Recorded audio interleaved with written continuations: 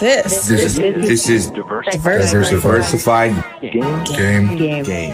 A podcast giving entrepreneurial advice from a diverse and inclusive perspective with Kellen. He may agree, he may oppose, and it's more than just race, it's about, ideas. So, let the game begin.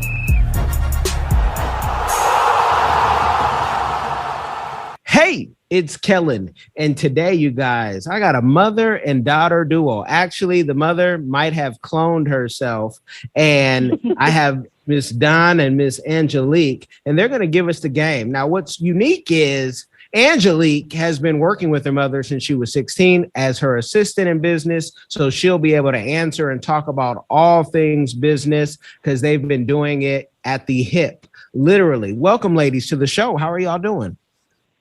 Doing wonderful. Thank you. Yes, I'm doing good. I'm excited. Thank you for having us.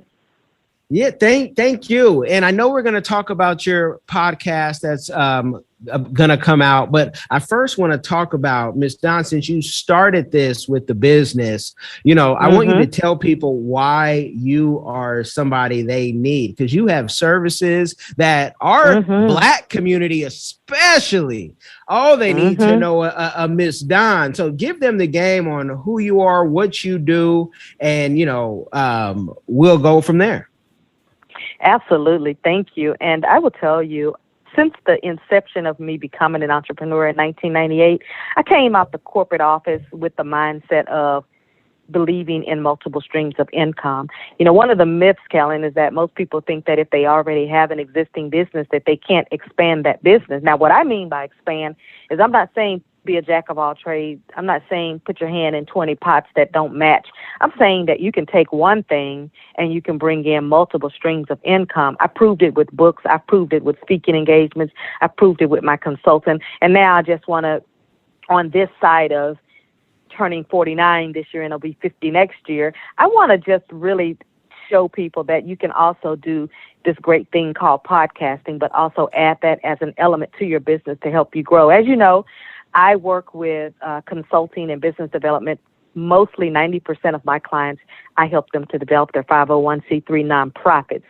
I'm not a one-trick pony, meaning that when I help you to set up your whole entire nonprofit, I also will help you to obtain the grants that you need to even run it, to pay yourself a salary. See, that's the thing right there, is that people don't understand whether they're nonprofit or whether they are for-profit, they still get to write their own check if they are an entrepreneur.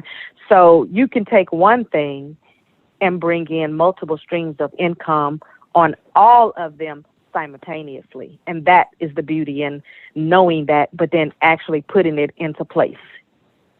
Well, since you're talking about, setting up nonprofits and then also paying yourself in this COVID PPP loan time, I want you to clarify something, because most people only get to see their one organization and you've helped, many. So thousands. When somebody is paying themselves in their nonprofit, are they capped at a certain amount? Because we do have some folks who were paying themselves a six-figure salary during this PPP loan time, and now they're talking to the judge. So where do you advise your clients to be at when they pay themselves? Well, here's the deal. We got to separate three things you just said. So the first thing is when you start a 501c3 nonprofit, when you decide you want to collect a salary and not be an executive board member, you have to remove yourself from the board. You can't be the president of a nonprofit. You can in a corporation, in a for a for-profit, but in a 501c3 nonprofit that is IRS approved and tax exempt, if you want a salary, you can pay yourself, but you have to remove yourself from the board. Now, the second thing that you said that I have to clarify very seriously, it is okay for the CEO of any nonprofit to earn as many millions of dollars as they want to. Let me tell you how. When you start setting your salary as a nonprofit, you do have to go to salaries.com. You have to go to your state and find out how much the next CEO in that particular same job is earning. And if the highest salary you see that they're earning is $500,000, you print that out, and that's your permission to now pay yourself $500,000 if you want to. So there is no cap on that. And then the third thing you said was about PPP.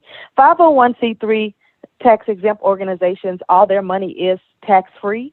PPP was not a grant, it was a loan. And that's why I did not do any of those applications for my clients when they came to me.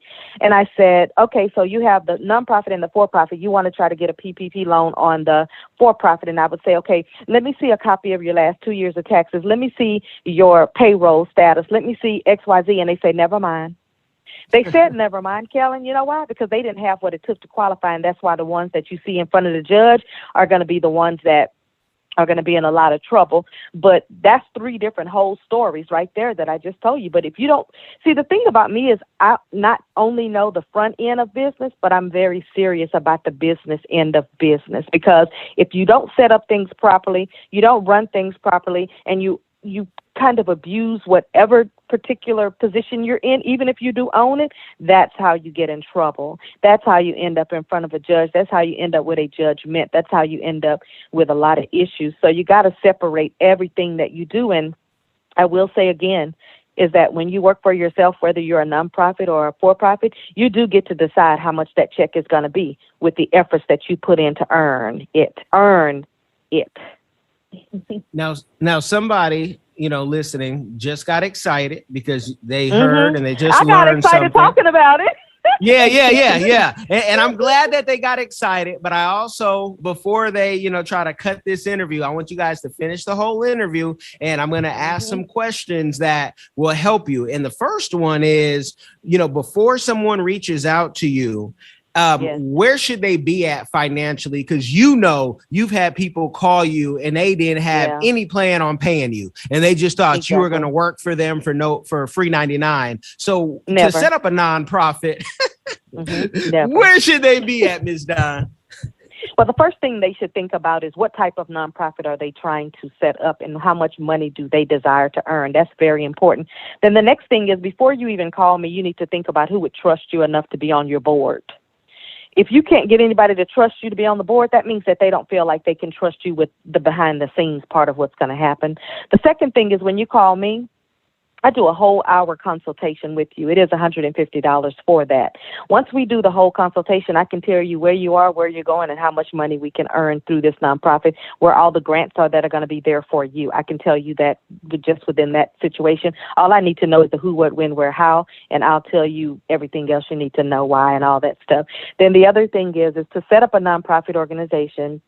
Now, this is with me, Miss Dawn Fobbs. I don't know what everybody else is doing. I don't care. To set it up with me, it is $4,500. Let me tell you why. Because you're not just getting somebody to do paperwork for you, because we can all shuffle paperwork, but you're getting someone who's going to educate you how to run it, how to set up all your financial things that you need to do in the background to pay your people, where to find the grants at. You usually don't find people, Callan, who will even give you the game on that, because what consultants sometimes do is they give you just a little bit to keep you coming back paying them. I don't do that. I will talk myself out of a job in a minute. The reason is because I have clients in every state in America. So, it's no reason for me to try to milk anything from you. But with me, you're going to get all of your legal documents done. You're going to get all of your supporting documents done, all of your organizing documents done. And my daughter, I'll tell you right now, I even wrote a book, and it's called 72 Reasons to Start Your Nonprofit Today. In that book, I told you about where all the money is.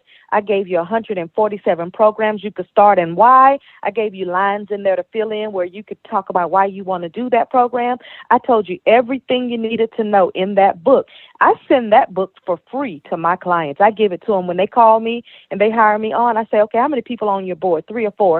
I'll send out 4 books if they have 4 people, just so they know they're not just getting somebody to do paperwork for them. But then through the whole process of you getting the 501c3 approved with the IRS, I am your full-time consultant, meaning you can call me at any time to ask me anything. That is my full-time job I've had since 1998. So I am very flexible and available to my clients weekends, evenings, and early mornings because I'm an early bird. But also, I'm going to walk you through where your funding is going to be, because here's the worst thing you can do. The worst thing you can do for every listener is to pay a consultant to just do paperwork for you, but not lead you to the money. So don't let people do paperwork for you, but don't lead you to the money. Now, I do need to be very, very clear. Getting a 501c3 is different than paying somebody to write grants. So you do have people who don't understand what to do, and they think that when they get the 501c3 that a check comes along with it. No, once you get the 501c3, that's phase one. Once you get the 501c3 approved, then